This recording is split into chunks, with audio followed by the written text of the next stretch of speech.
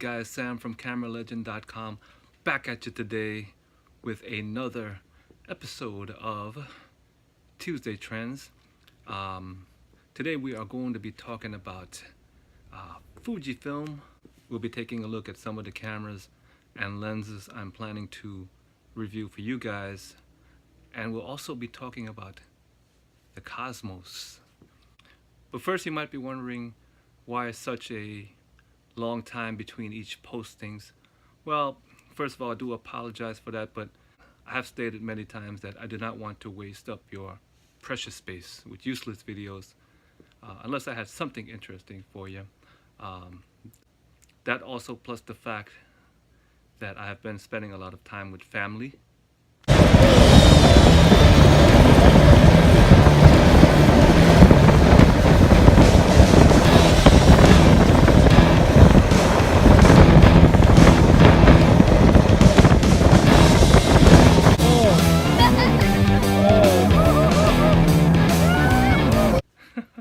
As you can see right there. So anyway, let's start today. Let's start off with Cosmos. I hope you don't mind if I indulge in a little bit of cosmic poetry. The cosmos is all that is, or ever was, or ever will be. Our contemplations of the cosmos stir us. There is a tingling in the spine, a catch in the voice, a faint sensation as if a distant memory of falling from a great height. We know we are approaching the grandest of mysteries. Now, the sheer size and age of the cosmos are beyond ordinary human understanding. Lost somewhere between immensity and eternity is our tiny planetary home, the Earth. Anyway, that was a few lines from Cosmos by Carl Sagan, one of my favorite books of all time, one of my favorite TV series of all time. That was, when I was a kid, that was the show that really sparked my interest in astronomy. I was actually already interested in astronomy as a young kid, and then I saw that show and it just took it up to another level. And actually, so from there I got into telescopes,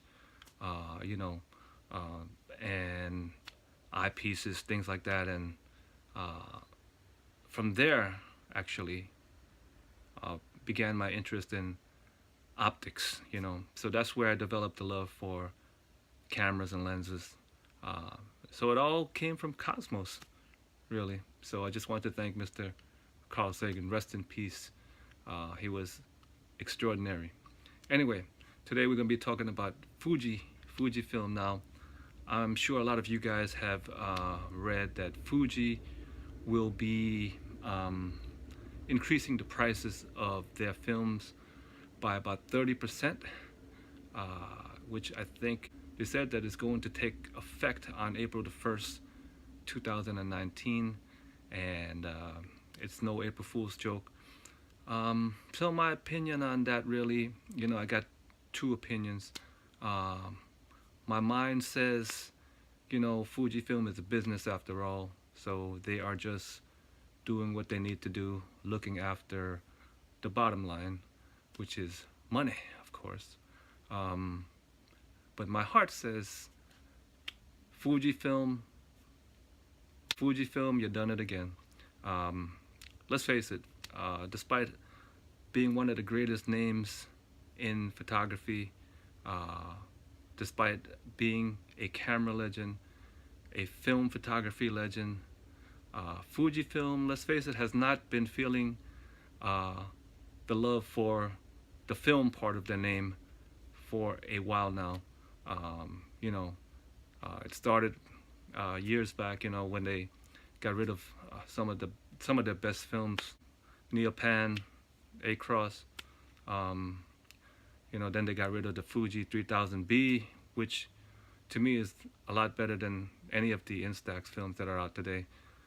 Then they got rid of the FP 100C, which we talked about, on a previous episode. So to me, it's really no surprise. I mean, I'm even surprised they're even hanging on to making film at all.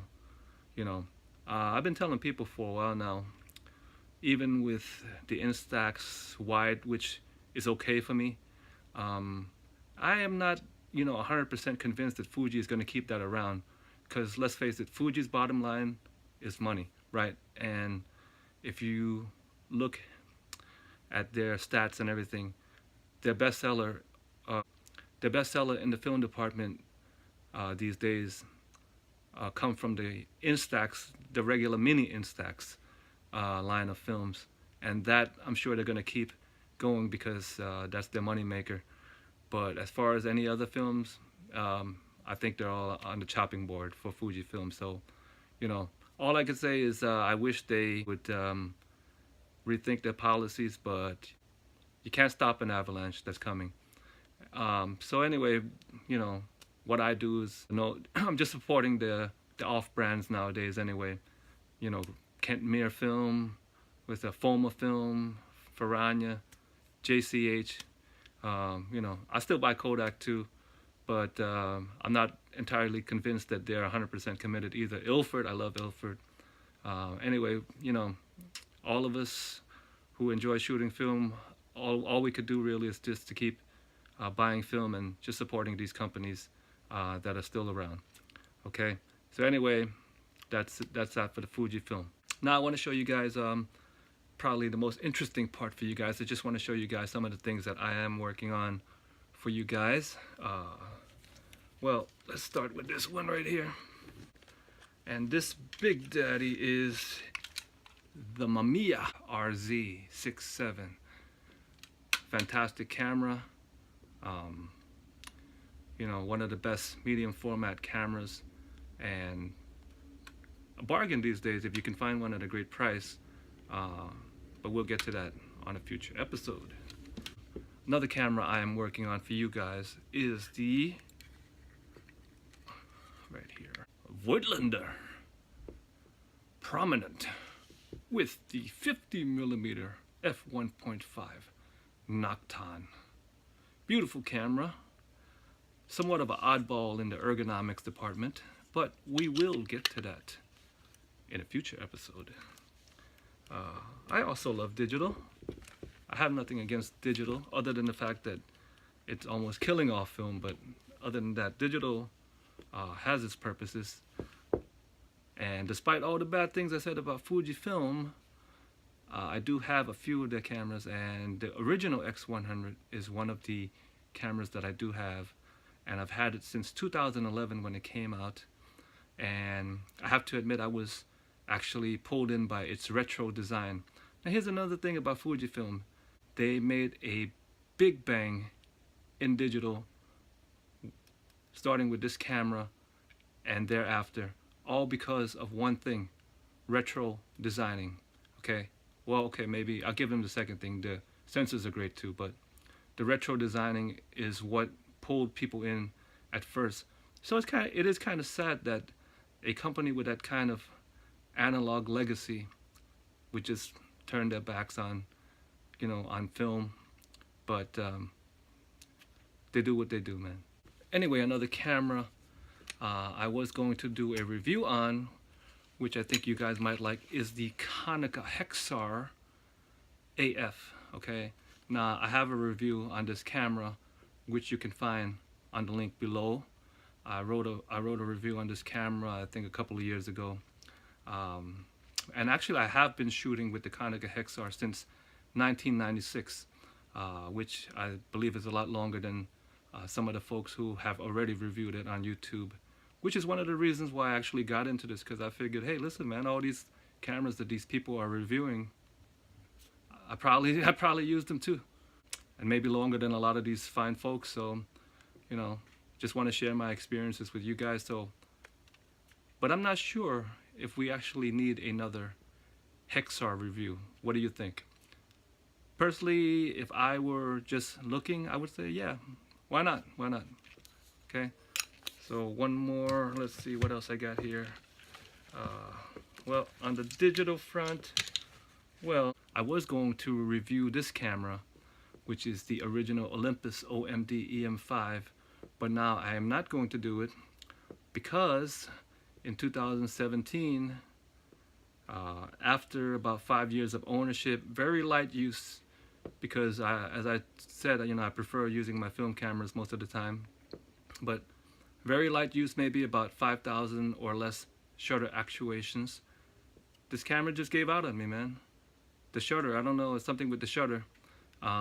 Anyway, it was out of warranty, and I found that Olympus would charge a flat price to repair it, and I was thinking to myself, and I wrote something about this on my blog too, that it's kind of ridiculous, I bought a used Nikon D700 with 200,000 actuations on it. Okay, now granted that they are probably not in the same class because the D700 is more pro oriented, but this was marketed somewhat as an enthusiast camera, and then they came out with the EM1 for pros, but still brand new, 5 years, less than 5,000 shots, and it's already dead.